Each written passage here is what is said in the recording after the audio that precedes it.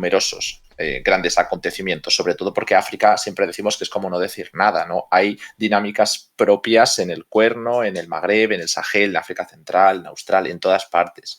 Y luego subdinámicas, por supuesto. Entonces, voy a hacer un pequeño repaso de algunas de las cosas clave que ha ocurrido de manera más puntual y luego nos vamos con los acontecimientos grandes, ¿no? Que es lo que nos van a llevar esta hora de último streaming del año.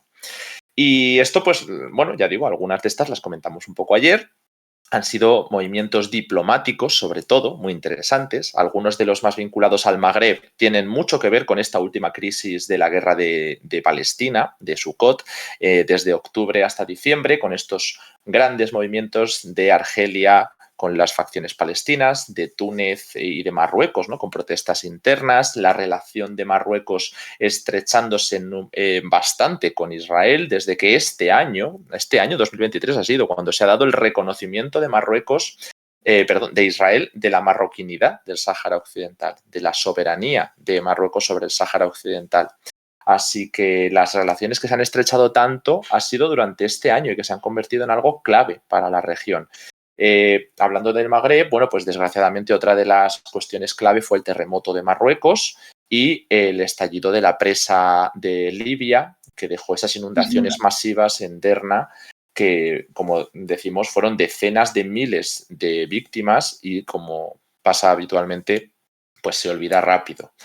Y bueno, fuera de esta dinámica, por cerrar el Magreb, hemos tenido la reelección de Al-Sisi, nuestro interesantísimo proceso en Egipto, ya vinculado con otra región, pero vamos entonces a hablar mucho de África subsahariana, que es la región en la que Andrea y yo siempre estamos más centrados, sin desmerecer a Oriente Medio, que por supuesto ha sido este año una de las grandes cosas. Y aquí pues tenemos tres cositas que quiero mencionar antes de pasar con lo grueso que nos va a traer Andrea, que son la salida de Angola de la OPEP, ha sido una de las últimas noticias del año, la entrada de Eritrea en la IGAD, después de años un poco en el ostracismo, y lo mismo pasaba con Somalia y otros países que han ido acercándose a la Organización de Estados del África Oriental.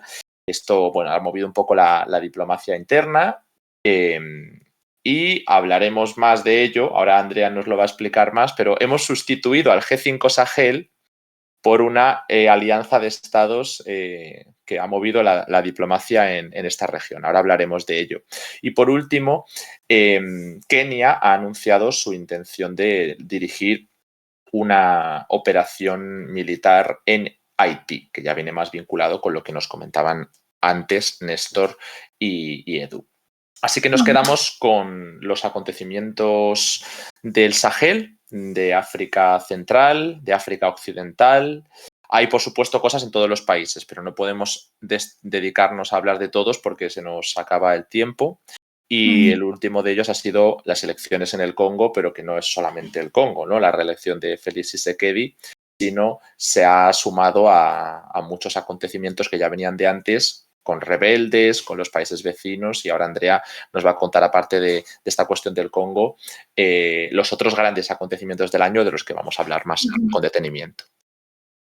Sí, pues este año el gran protagonista del continente africano y el doloroso protagonista ha sido la zona de África Occidental y del Sahel, no solo por los golpes de Estado, todas las dinámicas regionales que se han dado, como tú decías, viejas organizaciones internacionales se están empezando a flaquear, mientras que otras nuevas resurgen, y eso es como la punta del iceberg de los profundos cambios que se están dando. Por eso los golpes de Estado, inseguridad, movimientos de grupos yihadistas, y al mismo tiempo que se mueve el continente, los actores internacionales se mueven con él.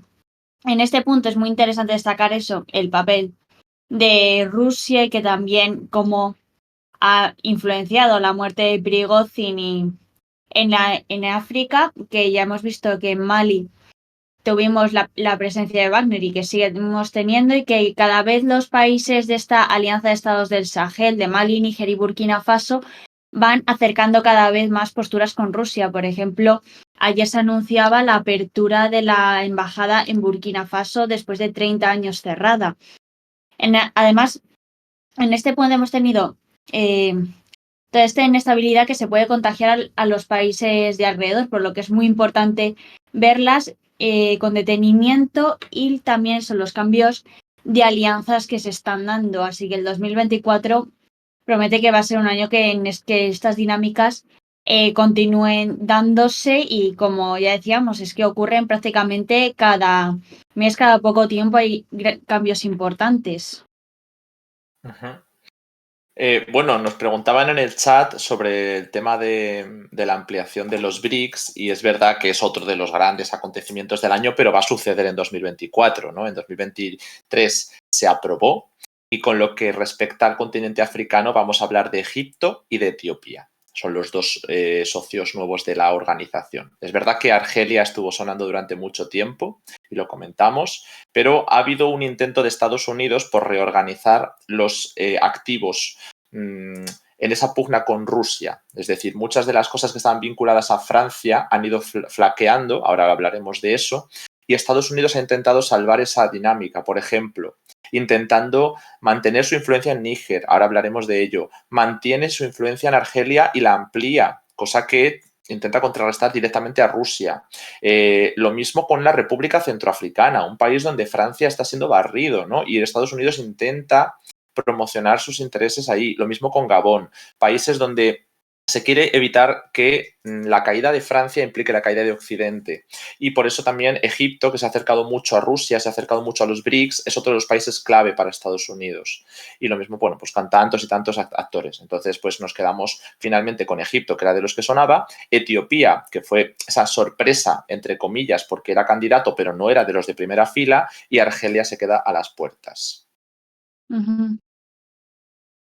Luego también con la cuestión de la guerra de Etiopía ha sido una cuestión que ha continuado durante este año 2023, también influenciada por la guerra en su vecino Sudán, en las que se ha continuado, y la crisis humanitaria se ha aumentado enormemente durante este año, en el que el número de refugiados ya alcanza como el 9% de la población, y se dice que más de la mitad del país necesita ayuda humanitaria desesperadamente. Por eso las guerras no paran de desarrollarse debido a la crueldad que ha tenido desde el primer momento. Mucha gente se ha visto obligada a huir a los países vecinos o dentro de Sudán, lo que creaba más inestabilidad en los países vecinos, porque no podían hacerse cargo de esas oleadas de refugiados, y creaba presión sobre los recursos de las comunidades de acogida. Y en todo esto no se ha llegado como a un acuerdo, pero ahora mismo ha habido importantes movimientos en Sudán. O sea que creo que Alejandro nos los puede comentar mejor. Sí, decía también ayer, en febrero, antes de que estallara todo esto, estábamos hablando de una confirmación, una aprobación del acuerdo para que hubiera una base militar rusa en el Mar Rojo, ¿no? En Port Sudán. Es algo con lo que llevamos hablando desde la época de al-Bashir, pero después el golpe de Estado del 19, el golpe de Estado del 21, que fueron los mismos actores, al-Burhan y Hemedti, pero quitándose a la parte civil de Abdallah Hamdok, que es finalmente el que ahora intenta mediar, ¿no? Es como, se ha visto como un reducto de estabilidad el periodo 2019-2021, a pesar de que, bueno, pues ha sido muy, muy inestable, pero lo que ha venido después ha sido luego peor. Y algunos actores como Hemedti, por ejemplo, mostraron una especie de arrepentimiento de haber participado en ese segundo golpe de Estado, un acercamiento a grupos civiles, y de cara al mes de abril estallaba el conflicto, la guerra de los generales, que hablábamos de que no era una guerra civil necesariamente, porque eran dos sectores, el militar y el paramilitar, sin implicar a la población civil, pero que corría el riesgo, sobre todo en Darfur y en zonas muy tribales, de que el asesinato de algunas poblaciones implicara a cuestiones étnicas o cuestiones de clanes, y que acabara siendo una guerra civil. Finalmente, por ahora no ha escalado hasta esos niveles, pero está siendo de extrema gravedad humanitaria. O sea, no hace falta que se implique toda la población para que sea de extrema gravedad humanitaria, y sobre todo en una zona tan azotada como Darfur, que nos tiene que sonar de ese genocidio del que se acusaba a al-Bashir, el antiguo régimen islamista de arabización contra los pueblos no árabes, y bueno, pues eso lo sufrió principalmente Sudán del Sur y Darfur. ¿Qué ha pasado? Que las RSF, el grupo de Hemedti, ha conseguido sus principales feudos, curiosamente, en la zona capitalina, en Jartum, con las otras ciudades hermanas, Omdurman, hay unos pocos reductos del ejército, pero finalmente Al-Burhan tuvo que huir de la ciudad y marchar hacia Port Sudán, y desde ahí ha podido hacer giras regionales buscando socios. Su principal socio es Egipto, pero tiene unas muy buenas relaciones con Estados Unidos, que no ha querido romper con ninguno de los bandos, y también ha permitido más adelante la participación testimonial, pero ahí está, de Ucrania y de algún otro país bueno, pues menor, ¿no? Pero sí que ha conseguido apoyos en Sudán del Sur, en viajes a Etiopía y a Eritrea, que eran una cosa antes insospechada. Y por otro lado, las RSF de Mehdi, al principio parecía que podían contar con Wagner, pero Wagner era uno de los pocos sitios donde su presencia era extraoficial total. En otros países, bueno, se supone que hacen unas labores, pero aquí la minería a la que estaban asociados con el RSF era muy, muy poco transparente. Y encima fue todo la cuestión de Prigozhin durante el verano, durante el mes de julio hasta septiembre, de modo que ha habido que reorganizar mucho los activos, y el apoyo principal lo ha recibido, y esto es súper importante de cara a 2024, cuando se han involucrado Chad y Emiratos Árabes, a través también del apoyo de Wagner desde República Centroafricana, a través de Chad hacia Darfur. Entonces, las RSF han conseguido hacerse con casi todo el territorio de Darfur, salvo unas zonas controladas por grupos importantes, capitales regionales, y han avanzado hacia el este. Han conseguido consolidar posiciones en Kordofán del Norte y han llegado en este último mes, últimas semanas del año, a la región de Gecira, donde han tomado la capital. Así que este es el panorama con el que acabamos el año. Una guerra que se acerca casi a algo proxy para el 2024. Sí, fue llamativo como al principio de la guerra, como que los actores internacionales no se metían demasiado. Hubo un intento de Arabia Saudí y de Estados Unidos de mediar, pero no llegó a nada, porque es que tanto el Burhan como Hemeti tienen posturas tan enormemente dispares que es que básicamente no pueden sobrevivir las dos partes, porque el conflicto comenzó porque Hemeti, paramilitar de las RSF, también involucrado en el genocidio de Darfur, se acercó a los civiles intentando sobrevivir, ya que el ejército buscaba, por así decirlo, fagocitarles, incorporarles dentro del ejército, y claro, eso para Hemeti, un paramilitar que durante toda su carrera ha hecho lo que viene siendo lo que le ha dado la gana, le perdía muchísima libertad, porque es que Hemeti no solo es un paramilitar, es un empresario cuya fin, o sea, sabe que es muy rico, no se sabe hasta qué punto, por lo que decía Alejandro, la minería en las que está involucrada Wagner, etcétera, y las RSF no son nada transparentes, así que Hemeti sabe que está muy bien relacionado, que tiene muchísimos recursos, pero no se sabe hasta qué punto. Así que el integrarse dentro del ejército, que es lo que se pedía en el acuerdo de transición de Sudán, una transición que eso llevan desde al-Bashir y con un golpe de estado de por medio, se decía que las RSF tenían que incorporarse al ejército, cosa que no les gustaba nada. Buscaron una tercera vía en un apoyo civil, esto no sirvió de nada. Hoy dije metida un golpe de estado que en un principio parecía que iban a ganar rápidamente, pero de repente el ejército, que es el gobierno comandado por Al-Burhan, declara a las RSF grupo terrorista, saca los aviones de las bases y se ponen a bombardear todas las posiciones, incluidas objetivos civiles. Es una cosa muy llamativa de esta guerra ha sido su enorme crueldad, tanto con la población civil, porque no ha tenido ningún problema en bombardear objetivos civiles, ir contra la población y todo el sufrimiento que se está causando a nivel humanitario, a nivel de hambrunas, porque ya era un país que estaba teniendo una situación complicada. Ya la arrastraba, la pandemia de COVID-19 hizo más daño todavía, y luego la guerra de Ucrania con la inflación todavía más. Es que llegó a tales niveles de violencia que en los primeros momentos las ONGs tuvieron que huir del país y luego volvieron para evitar una catástrofe humanitaria, pero el peligro era muy importante para las ONGs desplazadas al terreno. Sí, es bastante complicado el conflicto. Creo que nos cuesta el tener que resumirlo en estos 5 o 10 minutos, pero vamos mejorando nuestra capacidad de síntesis por lo que veo, porque un año entero de conflicto, pero yo advierto de que 2024 va a ser un año muy, muy importante, porque si nos fijamos en toda la dinámica, aunque está ya en abril, lo principal está ocurriendo ahora.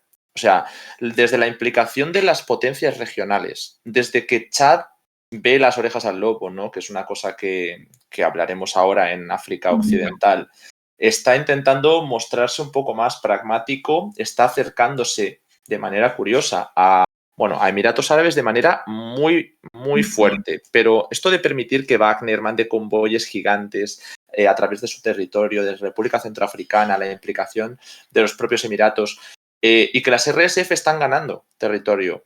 Esto ha ocurrido en octubre, noviembre y diciembre. Han sido estos 3 meses últimos del año en los que han caído una serie de capitales importantes para consolidar el control en la zona occidental, central y ahora ya hacia el este, corriendo el riesgo de separar el territorio que controla el ejército en 2 o hasta 3, quedando como capital de facto Port Sudán, porque no se han atrevido a declarar un gobierno separado ni trasladar la capital formalmente a Port Sudán, pero era una cosa que podía haber ocurrido.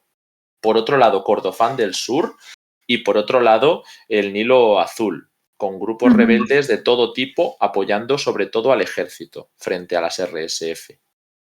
Sí, es que la dinámica de Chad ha sido muy llamativa desde su golpe de estado, que el que está actualmente es Mahamat Idris Deby Jr., que es el hijo del anterior presidente, que el padre murió en el campo de batalla y rápidamente su hijo dio un golpe de estado para asegurar el poder, pero no ha tenido, por así decirlo, el viraje hacia Rusia. Desde el primer momento se mantuvo muy fiel a Francia, pero a niveles de que Macron fue al funeral del padre. Y me parecía como que Chad se intentaba mantener como aislado de todas estas dinámicas que estaban pasando en el país, ya que Francia les apoyaba, pero ha visto que eso es imposible porque ahora mismo están básicamente rodeados de fuegos y tienen que hacer por así decirlo, una política más proactiva para intentar salvaguardar un poco su estabilidad, porque es lo que decíamos, ha habido problemas muy importantes en la frontera entre Chad y Sudán por las crisis de los refugiados que metían más presión sobre los recursos de las poblaciones de acogida, lo que llevaba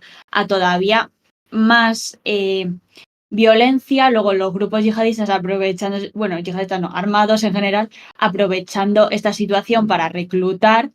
Así que esto acaba siendo más inestabilidad para Chad. Y es que sobre todo ha habido un fuego que como que, para así decirlo entre comillas, nadie se esperaba, que era Níger. O sea, en Níger fue como un golpe de estado que pilló bastante por sorpresa porque en el momento en que se da, se le veía como, por así decirlo, el alumno predilecto de la lucha contra el yihadismo, el alumno aventajado, teniendo en cuenta la situación en Mali y en Burkina Faso. Níger estaba llevando a cabo como unas políticas de negociación con los grupos yihadistas, algo que desde Occidente se decía, aquí no se puede hacer eso porque Occidente sigue muy agarrada a la doctrina antiterrorista derivada del 11S, de aquí no se negocia con terroristas, aquí se entra todo solución militar. Pero Níger empezaba a tener también problemas. Se da un golpe de estado en julio, se derriba al presidente Bazoum y se instaura una junta militar, que ese ha sido uno de estos momentos que hemos estado realmente preocupados, sobre todo por la intervención de la Comunidad Económica de Estados del África Occidental, que decían de hacer una intervención en Níger para restaurar a este presidente, y es que las intervenciones de la CEDEAO no se caracterizan por ser pacíficas en absoluto y que acaban teniendo importantes consecuencias a nivel humanitario. Las hemos tenido en sitios como Sierra Leona y aquello fue un desastre a nivel de población muy importante. Y este fue como un foco de tensión muy grande dentro de la zona del África subsahariana, y que al mismo tiempo ha dado lugar a dinámicas nuevas. Si quieres, lo podemos comentar, Alejandro. Sí, no, es que son muchísimas cosas, pero están interrelacionadas todas, entonces nos viene muy al hilo, porque hemos hablado de Chad, hemos hablado de Níger y del África Occidental, pero nosotros siempre hacemos ese repaso que creo que Andrea nos hará en este seminario que es en un par de semanas, en este mes que entra, sobre el Sahel. Y hay que tener muy en cuenta cómo la dinámica de Mali de un golpe de Estado a otro pasó un año. En Burkina Faso teníamos en 2022 ese año con los 2 golpes de Estado y en 2023 el año empezaba, que parece muy lejano, Burkina Faso pidiendo la salida de las tropas francesas, pidiendo la salida de Francia del país. Esto ha sido este año, aunque parece tan lejano. Y es importante porque en el mes de julio, es lo que nos contaba Andrea, se da el golpe de Estado en Níger. Y la dinámica se acelera tantísimo, no solo por lo que ya venía ocurriendo, sino por la reacción occidental de perder una de las líneas rojas, que eran básicamente Níger, Senegal, Costa de Marfil y Chad. Perder Níger era gravísimo para Francia. Entonces se da un ultimátum de la CEDEAO, que lo tengo por aquí, la timeline, en el mes de julio. Y esto solamente provoca que el resto de socios de las juntas militares se aceleren en su coordinación. Se da una primera alianza Burkina Faso, Mali, Níger, que todavía no era una alianza militar, era como una especie de coordinación entre los 3 actores. Los meses anteriores, Mali y Burkina Faso lo habían intentado con Guinea, habían hecho alguna cumbre los 3, reuniones entre los 3 países para defender su posición como juntas militares, pero ahora su nuevo socio Níger era mucho más importante porque la zona del yihadismo, ya que preguntáis en el chat por los problemas con grupos islamistas y de todo tipo, hay 2 zonas principales. Tienes la zona de los Tuareg, donde hay, en el Azawad y en el Azawad de Mali y de Níger, pero luego la zona del islamismo, tanto con el Estado Islámico del Gran Sáhara como con el Jotanim, el grupo de apoyo de los musulmanes y del Islam, que está vinculado a Al-Qaeda, sobre todo lo que se llama la zona del Iptako-Gurma. Es una zona, la triple frontera entre Mali, Níger y Burkina Faso. Es tan grave que la coordinación con Níger es esencial y por eso se pasa a apoyar en Níger en cuestión de una semana. En cuestión de una semana se ha logrado con ese ultimátum de la CEDEAO de 15 días, creo que fue, para el mes de agosto, juntarles mucho más, además de que se empiezan a caer países de la CEDEAO porque en este mes continuaba la crisis política de Senegal, que ahora nos lo puedes contar. Yo voy a lanzar los titulares que hubo este mes y ahora nos cuentas más. Pero tuvimos complot golpista en Sierra Leona justo en el mes de agosto, la CEDEAO anunciando con todas las letras la intervención militar en Níger, Costa de Marfil defendiéndola, un nuevo gobierno en Nigeria que desde febrero que decía que había que poner la línea roja en los golpes de Estado y que finalmente se cayó y que sin ellos pues fue muy complicado sacarlo adelante. Y para el mes de septiembre ya no nos acordábamos de la operación militar en Níger porque, bueno, sí que se siguen dando pasos, pero ya son más pasos de reacción, ¿no? Rusia ayudó a coordinar la Alianza de Estados del Sahel, Burkina Faso ya acabó de expulsar al adjunto militar francés, se acabó el ultimátum para la retirada de las tropas de Francia de Níger y Francia decidió acatar. Francia se marchó, anunció la salida en septiembre, eso ya nos daba a entender que no iban a luchar. Y por último tenemos la ruptura de los acuerdos entre Níger y Benín, que esos eran importantes, son 2 países que tienen una relación muy fuerte y ahora los están restaurando a fin de año, o sea que ha durado bien poco. Esos son como los grandes titulares, julio, agosto, septiembre, así que aquí nos puedes desarrollar muchísimas cosas. Sí, porque es que realmente para toda esta región hablamos de países y de fronteras como para organizarnos un poco a nivel de análisis, porque es lo que comentabas, hay tantos actores transnacionales que se van moviendo de un país a otro y las dinámicas están tan enormemente entrelazadas que es que lo vais a ver en el seminario que, por ejemplo, para el tema del yihadismo, empiezo pues en Argelia hace 30 años, o sea, para ver cómo se van moviendo todas estas dinámicas que no son en un momento concreto, en un país concreto, se van moviendo con mucha rapidez y que además todo esto es tan enormemente complejo que hace poco leía una comparativa que me gustó mucho, que es que toda esta situación es como un globo de agua que si aprietas por un lado, la presión acaba yéndose al otro lado. Así que es una situación enormemente compleja en la que los golpes de Estado, por así decirlo, son la punta del iceberg de unas dinámicas que se van gestando décadas. Y en la cuestión de Níger, eso era una de las líneas rojas, no solo sobre todo por la cuestión de recursos para Francia o de importancia geopolítica, sino también para la Unión Europea, porque una cosa que tiene hecha la Unión Europea es que tiene deslocalizada su frontera migratoria. Tiene a los países del Sahel, sobre todo en especial Níger, para contener a esa migración irregular para que no pase a Libia y de Libia a Europa. Sin embargo, la caída de Níger podía suponer un aumento de esa migración que ahora mismo es uno de los grandes quebraderos de cabeza de la Unión Europea. Y fue una cosa que les preocupó mucho y sobre todo teniendo en cuenta que los países de al lado estaban yéndose muchísimo hacia Rusia. Se dio una presión muy grande en Níger desde el primer momento, sobre todo en tema de sanciones, pero no solo a la junta militar, sino también a otras capas de gobierno local, etcétera, que no habían tenido absolutamente culpa de nada y la población acabó siendo como la gran perjudicada. Haciendo todo esto y sobre todo las amenazas de intervención por parte de la CEDEAO, en esta Mali y Burkina Faso vieron la oportunidad de, por así decirlo, incorporar un activo de gran valor como es Níger a su alianza de juntas. Todavía era una alianza informal hasta que se dio la alianza de estados del Sahel, que es que además ha sido... ¿Sí? En septiembre, digo. Sí. Ha sido de gran importancia por eso, porque estamos viendo cómo la CDA o el G5 Sahel se están cayendo porque ya estos tres países han anunciado que su salida oficial del G5 Sahel y al mismo tiempo es una organización, la Alianza de Estados del Sahel es muy ambiciosa, no solo por la posibilidad de socorro mutuo, que no solo le venía bien a Níger, sino también a Mali por toda su situación en el norte de Mali, que ahora hablaremos, sino también por el nivel de integración que se está dando entre ellas, que se está hablando de uniones económicas y lo cual es muy ambicioso para esta zona. Así que eso, estamos viendo como un cambio de dinámica importante y sobre todo que Europa ahora mismo se ha quedado relegada como un actor secundario y está viendo otros nuevos, como viene a ser Rusia.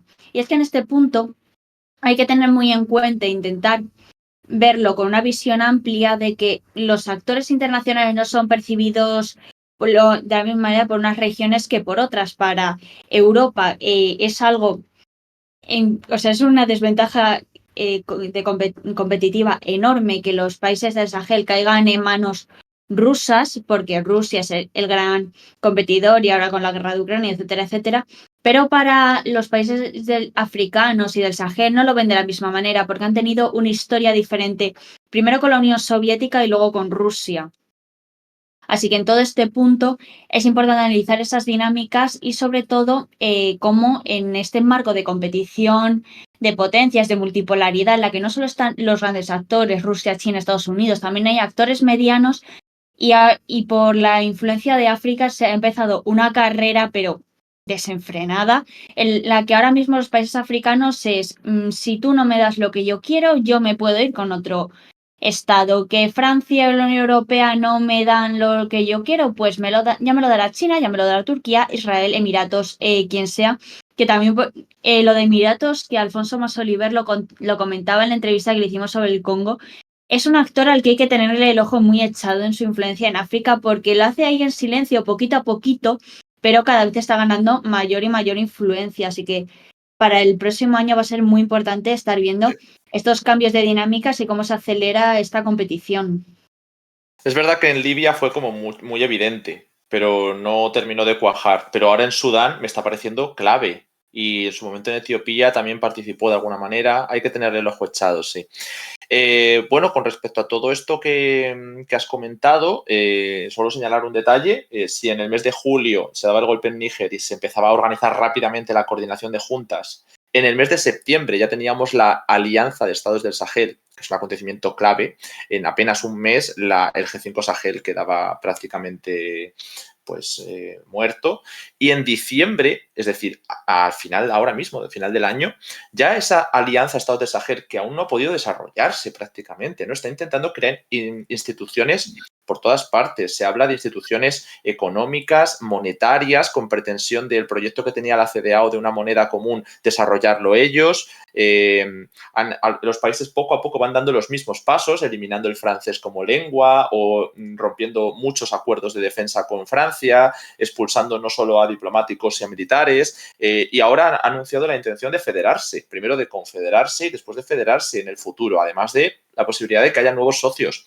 Siempre hemos hablado mucho de Guinea en este sentido porque ya se habían dado comunicaciones con ellos, pero Guinea ha seguido una línea un poco más independiente. Entonces, aquí lo interesante para ver por qué fracasa esa intervención armada que se quería organizar en Níger, Andrea, es que nos cuentes un poquito esta división en la CEDEAO. Había unos estados que eran más proclives a una intervención, aquí hay que hablar de Costa de Marfil, de los más profranceses, y otros menos. Hay que hablar de quién es Bola Tinubu, de qué es la crisis de Senegal.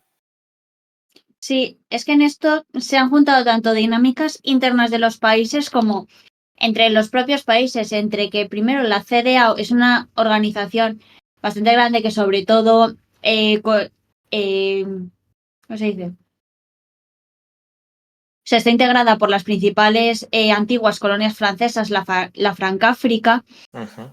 Son países con unos intereses y unas situaciones muy diversas. Es que tienes metida, por ejemplo, a Nigeria y a Sierra Leona en el mismo sitio. Así que son países de una diversidad importante. Luego, en este punto, eso se meten dinámicas internas. Estos países ya tienen una situación política y económica complicada debido a la pandemia y luego a la guerra en Ucrania, en la que la inflación se ha disparado mucho y las cadenas de suministros han sufrido importantes reveses. Luego, al mismo tiempo, tienes la inseguridad política que tú decías, por ejemplo, en Senegal, que van a elecciones este febrero, y aunque el presidente actual, Macky Sall, no se presenta, sí que se presenta el primer ministro de este gobierno, o sea, una continuidad. El actual, bueno, el principal candidato de la oposición está en lucha para ver si puede presentarse a las elecciones porque había sido condenado por corrupción de menores, hizo huelgas de hambre y ahora está en lucha en los tribunales para ver si puede incorporarse a las elecciones, que unos tribunales dicen que sí, otros que no. Y así está la situación. Mientras tanto, protestas en las calles, que ahora no hay porque el gobierno las ha prohibido, pero cuando se dio la condena de Ousmane Sonko, se dieron protestas en las que la policía disparó y hubo muertos. O sea, las protestas en Senegal fueron especialmente violentas e incluso se atacaron a, por ejemplo, gasolineras francesas como un acto de rechazo al neocolonialismo del cual Ousmane Sonko ha hablado mucho en sus programas electorales. Es que ahora mismo tenemos esta situación de tensión en el país que se decía más estable de todo África, que presume de nunca haber tenido un golpe de Estado. Ahora mismo tiene una situación bastante delicada y con unos vecinos bastante inestables. Luego tuvimos en Nigeria elecciones, el presidente que estaba en este momento, que era Buhari, se marcha, pero gana su sucesor, Bola Tinubu, en unas condiciones también muy tensas porque se denunció fraude, se ha llevado a los tribunales le han dado la razón a Bola Tinubu, hubo protestas, se declararon toques de queda, etcétera. Así que ahora mismo la situación es bastante tensa. Además, Nigeria, aunque es uno de los gigantes económicos de África, tiene problemas internos muy importantes, entre ellos el yihadismo de Boko Haram, que está sobre todo más en la zona con Níger, en los estados del norte. Así que los países en torno a esta intervención de la CEDEAO primero no se ponían de acuerdo porque, claro, sobre el papel esta intervención quedaba muy bonita, pero luego hay que ver las distancias, la capacidad militar de los países, porque ya te digo que no eran los ejércitos mejor preparados ni más grandes.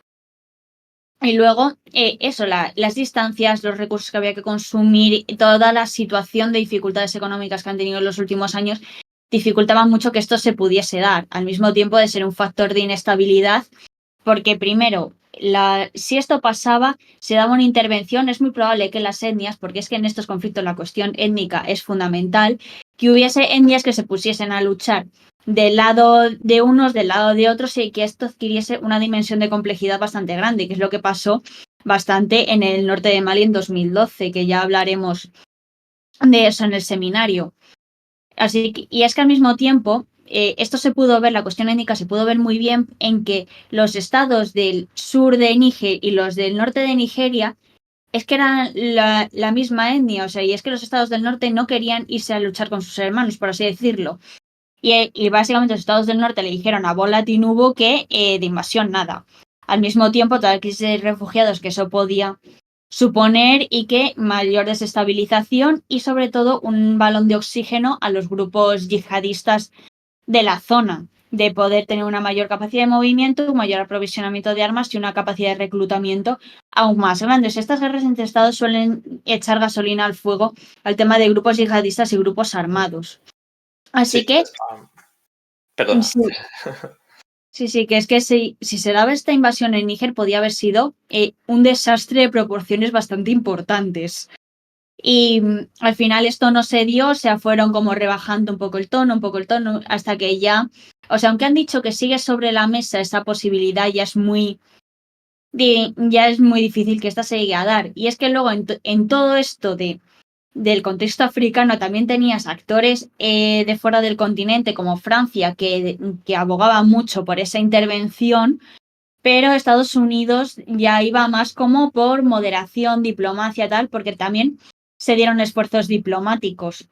En ese aspecto se dieron negociaciones, fue Mahamat Idris Deby Jr., el presidente interino de Chad, a negociar con Níger. O sea, a mí es que este evento me llamó mucho la atención porque aquí se veía cómo unos golpes de Estado eran tratados de diferente forma que otros, porque por ejemplo Chad sí ha sido un militar golpista, pero ese en torno a Francia, así que bien. Luego tenías a Níger, que es que fatal, que es que se iba con las juntas militares prorrusas, había que intervenir. Y es que tenías a un militar golpista yendo a convencer a otro militar golpista de que disolviese su junta militar. O sea, en esto se vio muy claramente eso, los juegos geopolíticos que se dan al respecto. Luego, Bueno, eso sí, toda cuestión diplomática falló. que fueron tantos y tantos los intentos que es que ya no sé ni por dónde empezar, porque me acuerdo que en su momento y después a Togo se le pidió también que mediara, porque al final Níger tiene unas dinámicas muy vinculadas con el Golfo de Guinea, es decir, es esencial para Mali y para Burkina, y el propio Bazoum, ¿no? Se supone que lo había dicho, que si Francia trasladaba todas las tropas de Mali y Burkina a Níger, iba a quedar como el títere y le iban a dar un golpe también a él. Y ahora lo van a mandar todo a Chad. O bueno, a saber lo que pasa con ello. Entonces, el fin de la operación Barkhane, el desplazamiento de las tropas hacia Chad.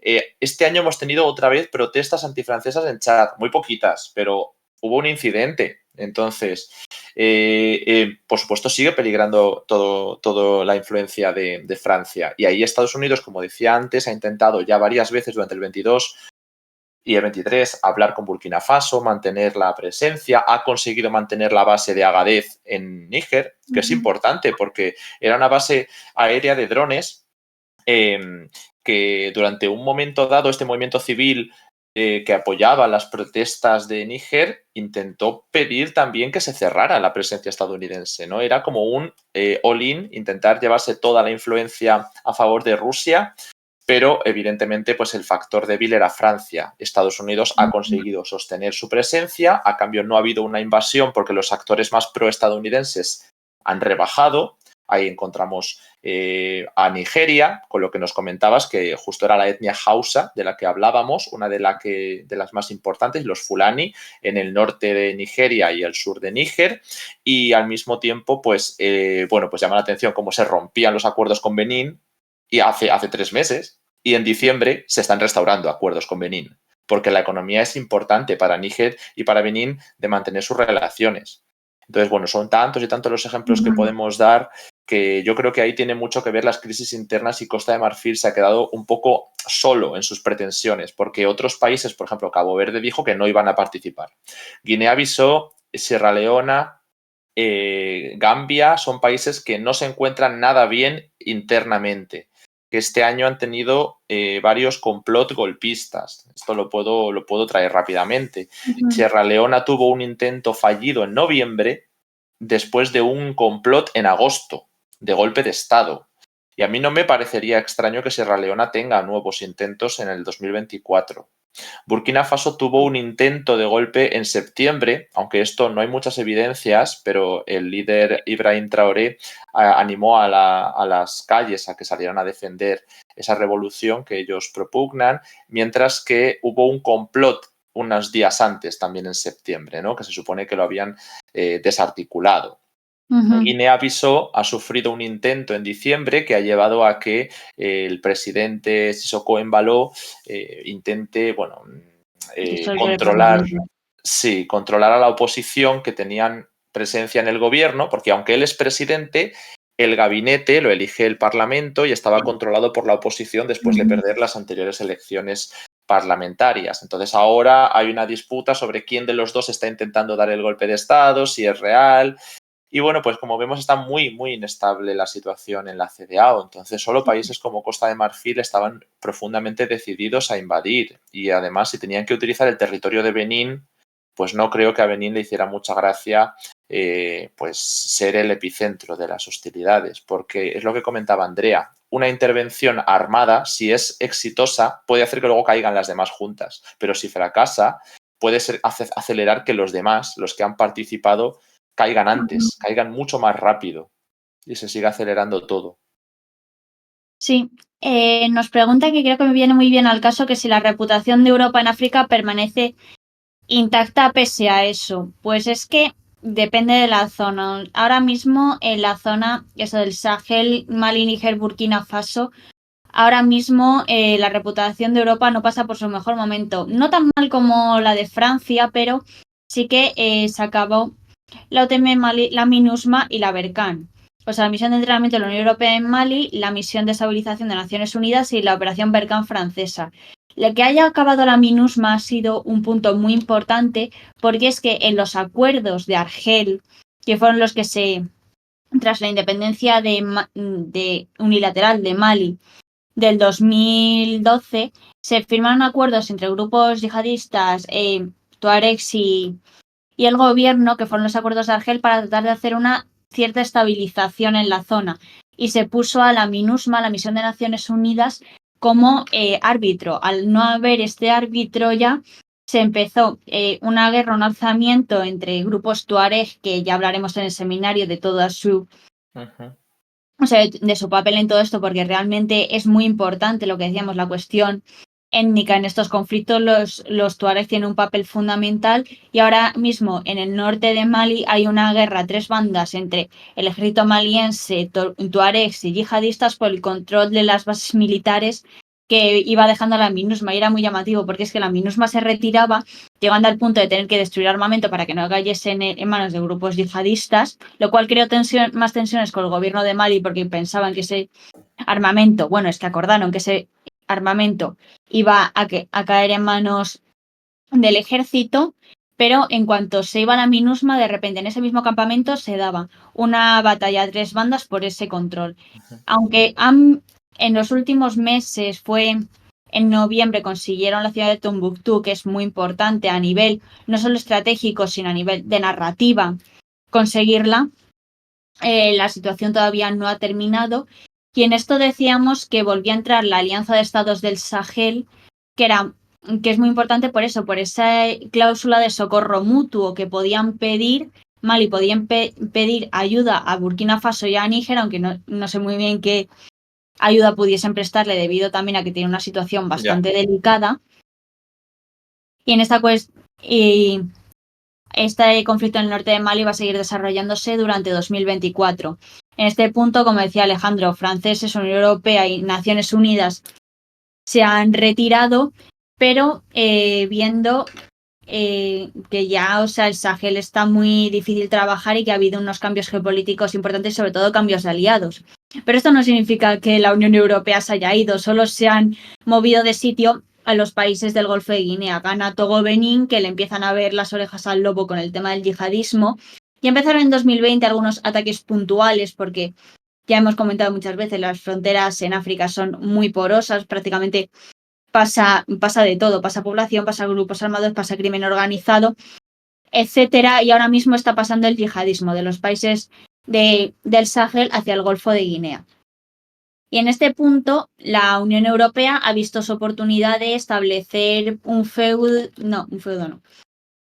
punto fuerte, un bastión en África, que son países más pequeños, más fáciles de controlar a nivel militar, mejor preparados económicamente, porque, por ejemplo, Costa de Marfil, a nivel comparativo con los países vecinos, tienen bastantes recursos y además bastante más, vamos a decir, proclives a trabajar con la Unión Europea. Y ya la Unión ha anunciado una misión de entrenamiento y de seguridad en estos países para eso, hacer frente al yihadismo, que antes eran eso, en 2020, 2021 eran incursiones puntuales de los mismos grupos que estaban en Burkina Faso, solo que saltaban de un lado a otro de la frontera, pero ya empiezan a establecerse en esos países. Así que esto es una buena oportunidad para la Unión Europea de tener el problema atajado de manera rápida cuando está empezando en países más fácilmente controlables y que además eso cuentan con mejores recursos, porque por ejemplo el caso de Costa de Marfil ya han podido ver las causas sociales que están detrás del reclutamiento de yihadismo,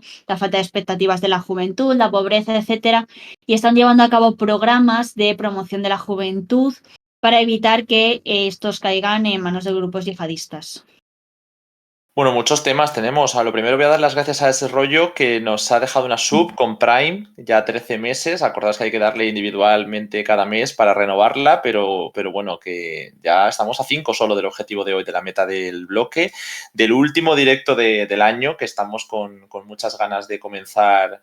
Y para eso, bueno, pues necesitamos de vuestro apoyo, porque nosotros estamos encantados de poder venir, pero tenemos tanto trabajo de seguimiento del continente, como estáis viendo. Ha sido un año súper intenso y a ver cuántos medios se toman tan en serio el continente africano. Yo creo que tenemos que intentar apoyar este tipo de proyectos, no solo para que cuando ocurra algo importante estemos aquí, que estaremos, sino para que podamos hacer este seguimiento todo el tiempo, ¿no? De temas que a lo mejor pueden pasar más desapercibidos.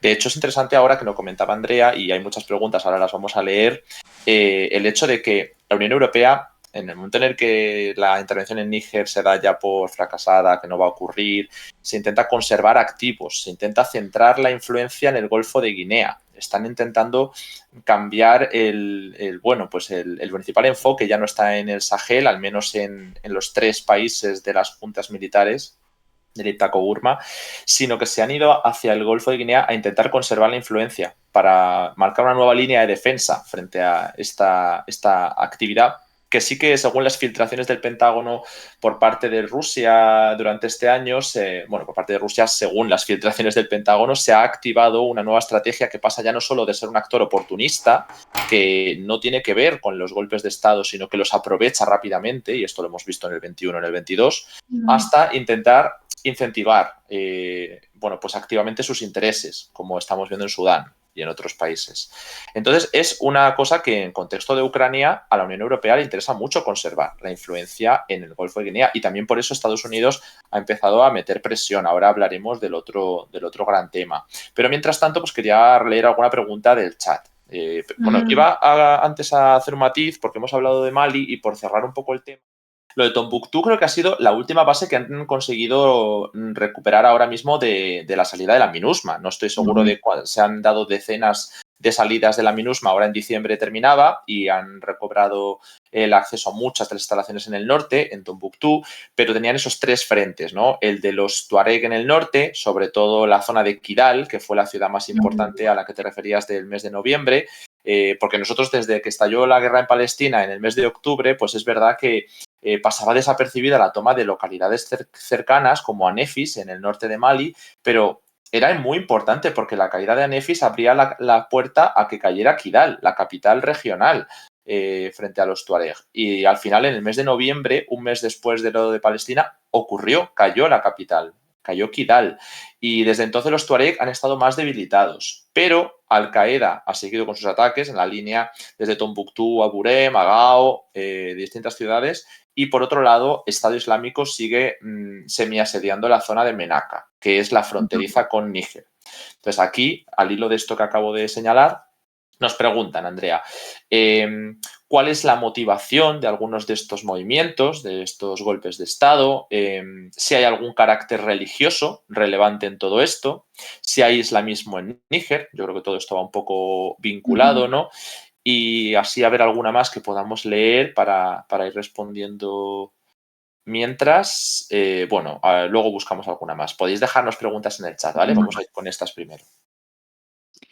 Sí, pues es que, la motivación de estos golpes de Estado, aunque a nivel de narrativa justificaban este golpe, la situación de inseguridad, tanto en Mali, Burkina Faso, Níger, en la incapacidad del gobierno para crear una situación de seguridad, porque es que el yihadismo eso pasó desde el norte de Mali, ahora está llegando a Costa de Marfil y es que Burkina Faso está ahora mismo rodeada por todas partes y en Níger está ocurriendo lo mismo. Se legitimó este golpe de Estado en la situación de inseguridad, pero es más una cuestión de poder, porque es que las relaciones entre los gobiernos de esta región y los ejércitos siempre han sido tensas. O sea, el ejército ha sido como la constante espada de Damocles encima de los gobiernos. Y ese ha sido uno de los motivos por los que los ejércitos estaban mal aprovisionados, porque claro, los gobiernos decían, sí, les vamos a aprovisionar, les vamos a financiar para que nos den mejor los golpes de Estado. Y en este punto, además, es que la situación del ejército era muy complicada, o sea, sobre todo de los soldados rasos, a los pobres que eso, la juventud ahora en una región tan enormemente joven de gente sin expectativas que eran, que, o sea, sin expectativas futuros solo había o meterse a un grupo yihadista o meterse al ejército como forma de sobrevivir y a los que mandaban a primera línea eran a los soldados rasos que son sobre todo los que acaban muriendo, además de que la situación en los cuarteles no era la más estable del mundo, pero es sobre todo eso, una cuestión de poder para ver hacia dónde va el país y moldearlo según los ideales de cada uno.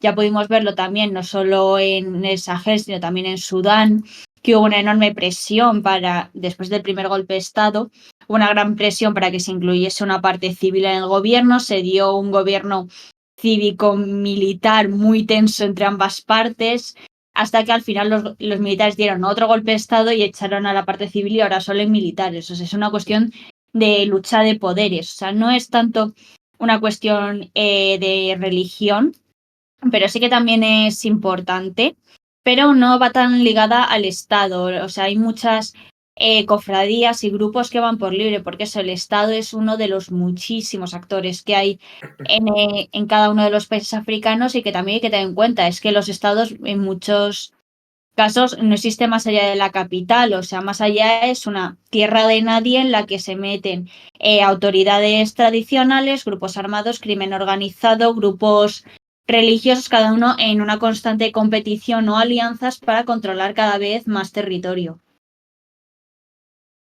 Y nos preguntaban por el islamismo en Níger también. Uh-huh.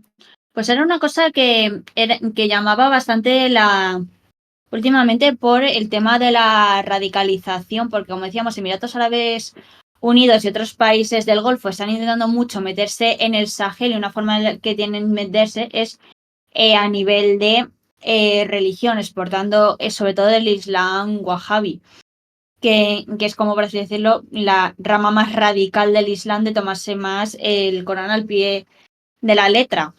Y es que este es el Islam que se acaba exportando, así que el islamismo en Níger sí que acababa siendo un factor preocupante de radicalización, pero en el golpe de Estado no tuvo mucho que ver.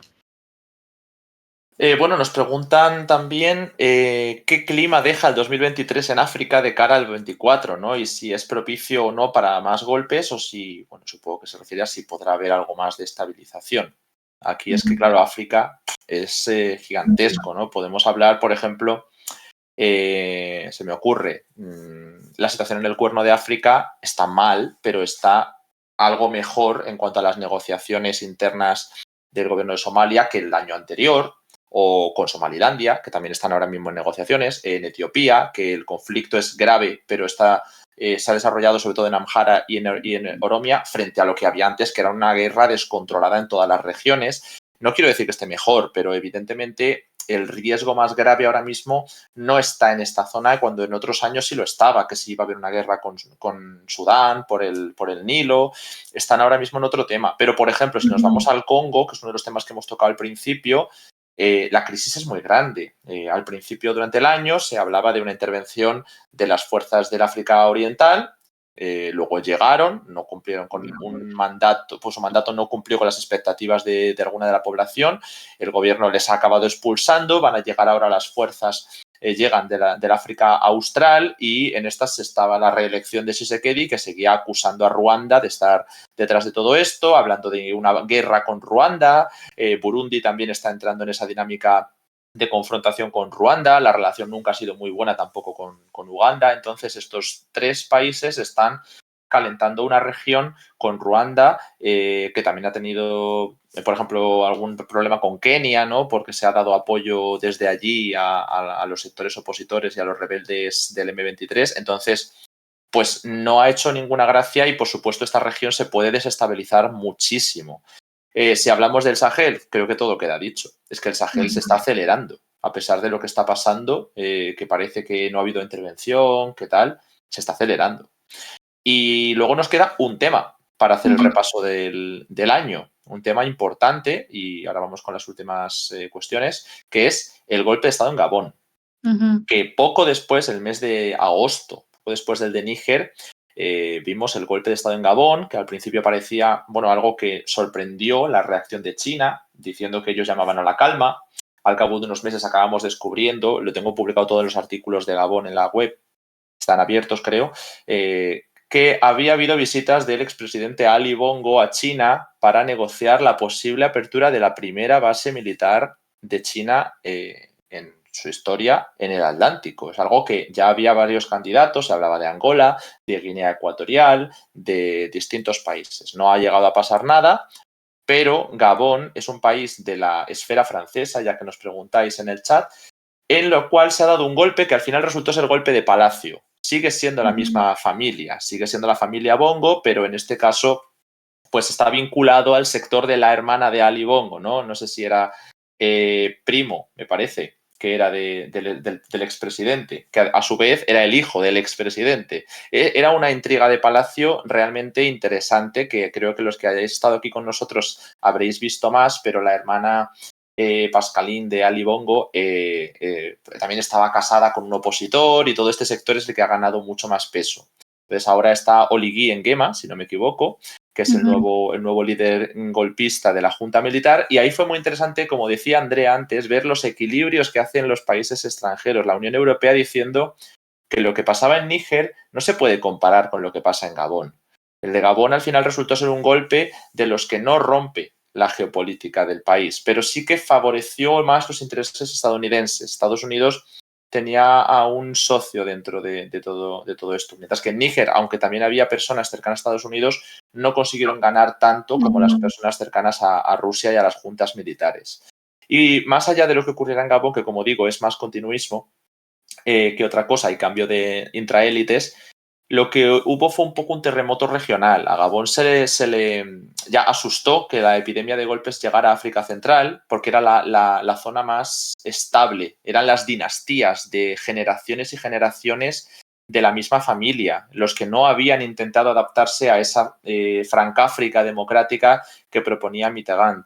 Y eso implicó cambios militares en Camerún, porque tienen de cara al año que viene, va a haber hay que estar muy pendientes de África Central, cambios internos en República del Congo, que intentó mediar de alguna manera, cambios internos en Ruanda, que tiene su propia dinámica, pero todos estos países tienen pendiente una transición. Guinea Ecuatorial, es decir, la familia de Teodoro Obiang, la familia Sassou Nguesso, la familia de Paul Biya, la familia fue en Uganda también, de Museveni, que tiene que hacer la transición, y el cambio interno de Paul Kagame. Todos estos actores tienen pendientes una transición. Entonces, de cara a 2024 hay que estar súper pendientes de los ecos que ha habido de Gabón, que no vuelvan a repetirse o que si se repiten, puede que en lugar de en unas elecciones, como Teodoro Obiang quería darle el relevo a Teodorín, o Museveni a su hijo también quería dárselo, pues que se pueda dar un golpe de Estado intraélites y que se sucedan entre ellos. Entonces, este es el otro gran foco, el que ha pasado mucho más desapercibido. Si África se habla poco, de África Central se habla menos y son muy